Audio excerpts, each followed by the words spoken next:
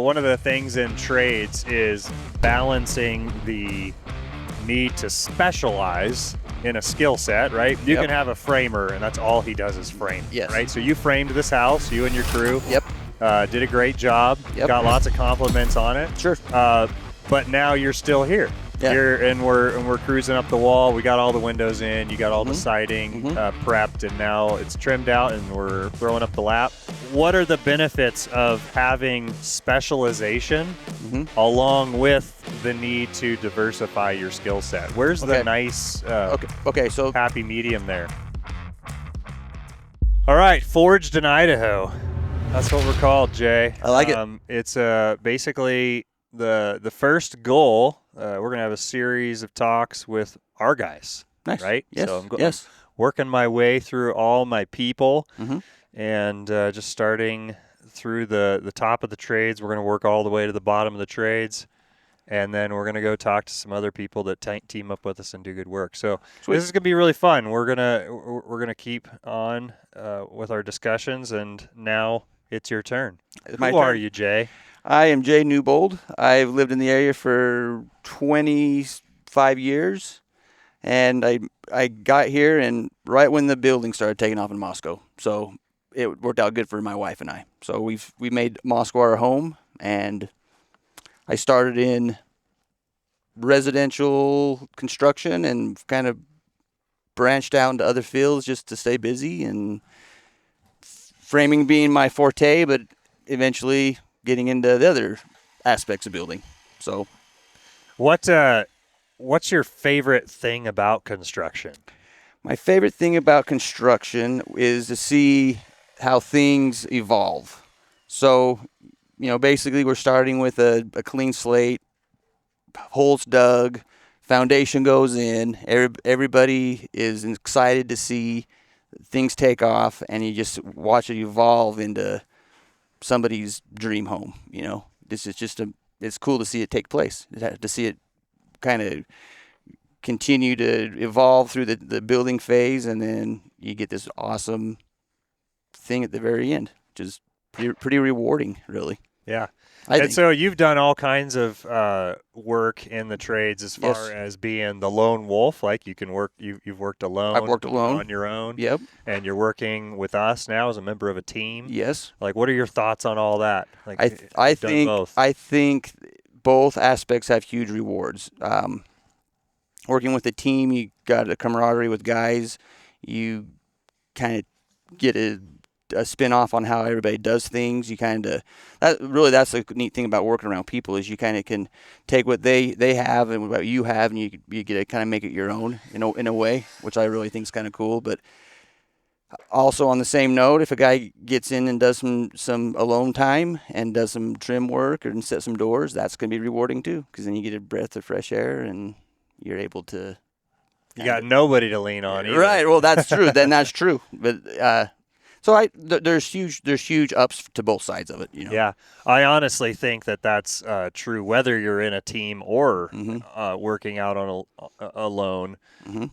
You do absolutely have to harness both of those spheres of 100%. growth. Yes. And we certainly have sent you through the ringer working alone without anybody sometimes.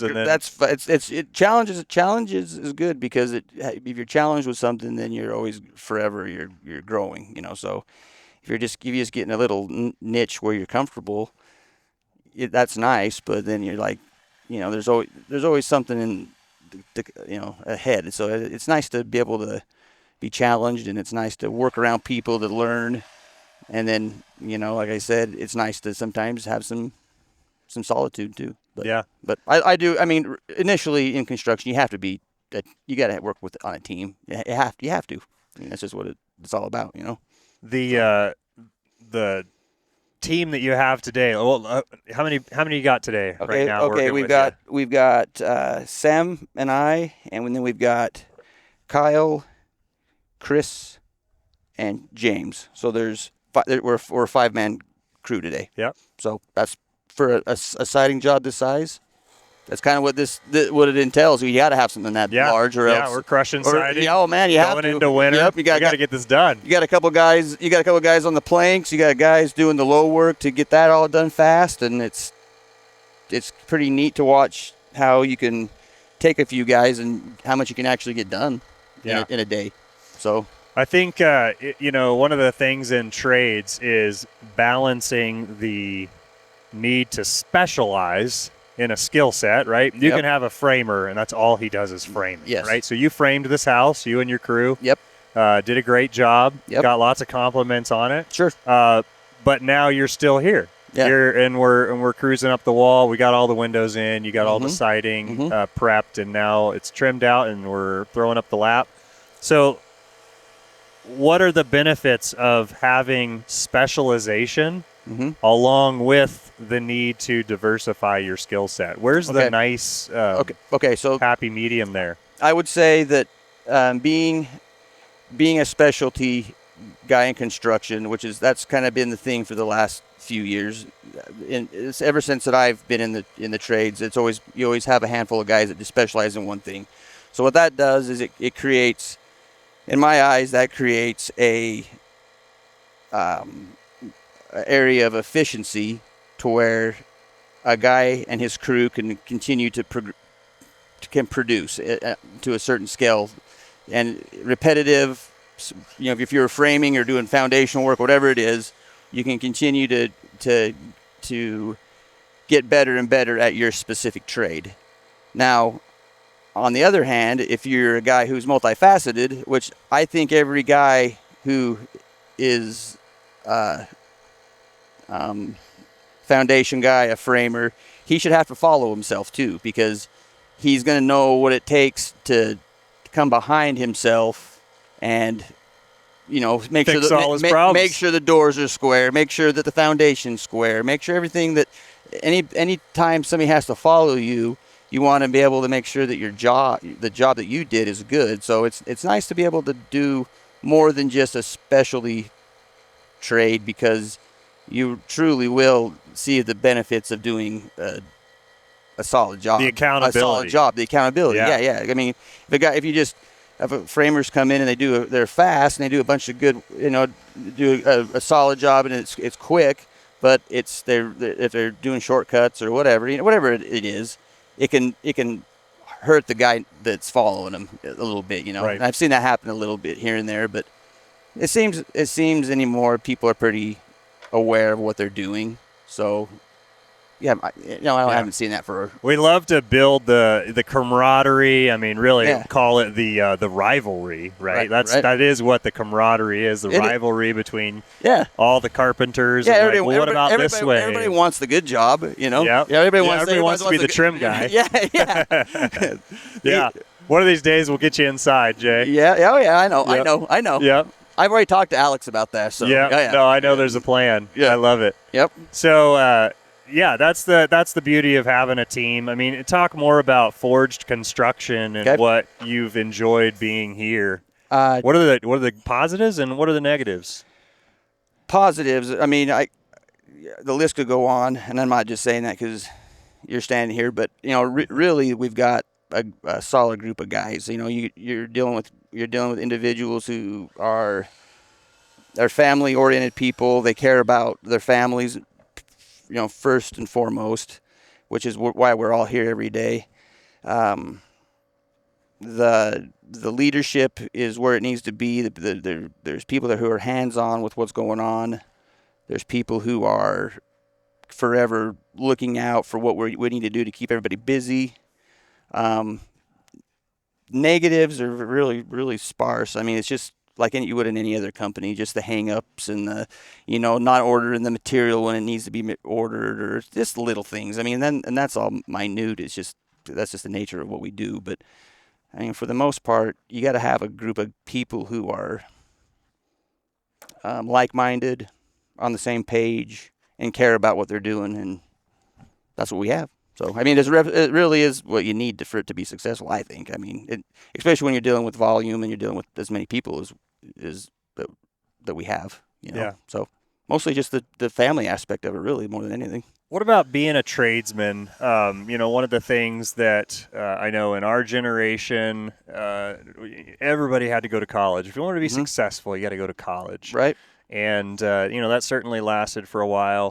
And now people are realizing that, to a large degree, college is, might be necessary in a couple situations, but a lot of it is kind of just a scam. Right. Yeah. What are your pieces of advice that you would give to young people who are thinking about the trades? I would say if you're a type of person who, you enjoy computers, or you enjoy anything biology, or anything that has to do with the environment, or medical, anything, then yeah, you probably want to go to college, But if you lean more towards getting out, and if you're athletic, or if you're more of a type of guy that wants to be outside, or be anything like that, I think the trades are a good angle to have, because more than anything, you're going to go into it with hit the ground running, making money. Even if when you're getting your education, you're still able to, put in hours to get your journeymans, or whatever it might be. Carpentry is a little different, because there's not necessarily any room for schooling. You can just kind of get it and go. But no gatekeeper. It is, but if you're going to get in, and you're going to be around this, and you decide that maybe carpentry isn't your line of work, then there's always other fields. Go get your journeymans, and get certified to be an electrician or a plumber, and then get those hours that you need and make money doing it. So, I don't see any reason for college other than, I would tell my own son that too, is if you want to be physical, and you don't want to have an office job, and you don't want to be in a lab or anything like that, then there's always other options. You don't want to spend a bunch of money to get it. Yeah. So I truly think that if you're just going into college, and you're going to invest all your time and money when you're that young, then it seems like it's kind of hopeful that it's going to work out for you. So yeah, I don't know. Yeah, the thing that I've always really appreciated about the blue-collar trades, and one of the things I'm most passionate about telling the story of, is, the college degree and the white-collar, or just, professional jobs. They're very safe. Yeah. They're very safe. You can go find one, and you can work it your whole life and really not suffer. Right. Whereas the deal with the blue-collar job is you're going to deal with a higher caliber of accountability. There's going to be a lot of teasing. All your mistakes will get broadcast and joked about. Yep. You're going to be miserable. It's going to be rainy. It's going to be snowy. You're going to have to deal with the elements for extended period of time, and wonder why you ever chose to do this, right? Like, you're going to just deal with that onslaught every season, every year. Yeah. And, you're right. That's the thing that really gives me a tremendous amount of respect for the blue-collar worker. Is it's a daily thing. It truly is. It truly is a grind. Like me, for myself, I've told these other guys this, that you almost wake up and you're like, okay, you give yourself a little pep talk in the morning. You're like, the reason why I'm doing this is not for me, just for me. I'm doing it for my family is why I do it, So anyway, you're right. It's not for everybody, but if you make a career out of it, then and you stay with it, then there's ways to get ahead with it, I think, and it's just a matter of playing your cards right, as far as, just keep showing up. Just keep showing up, yeah, and you'll save money. You can make good money in doing this. You can make a good living. You just got to be smart with it. You always got to have a nest egg set aside. You always got to put money away. You always got to think about what you're going to do when you get older, and you get to where you want to retire. So that's where we're at. Yeah, I think now is the time that hopefully it takes off for everybody, and I think it will. Yeah. So, yeah, it really is. So what's that look like for you? You're kind of at the crest of your. I've got more years until my house was paid off. Yep, 8 So more years. That's good. That's Okay. that's like the I can just see the tunnel. I can see the little light at the end of the tunnel a little bit. So for me, physically, that's about my cutoff date for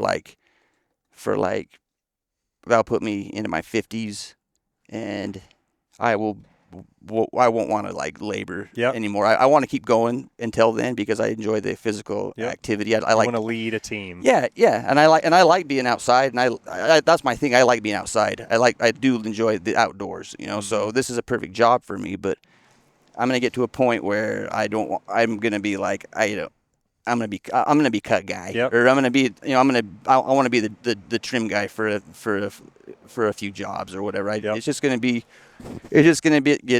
shift for me, but Yeah. I think I'll have enough. I think I'll have enough together to be able to stop, and have that retirement is Yep. what I'm going for. And do all the honeydews. Yeah. Be the man tinkering in his shop. Yeah, maybe if it that I hope so. Yep. Well, and as far as Forged is concerned, one of the really important things that we have built in is the need for the ability to scale and delegate tasks. Mm-hmm. And so I've seen that. As Yeah, we yeah. continue to grow, our goal for you is to continue to invest in the younger generation to get those guys out.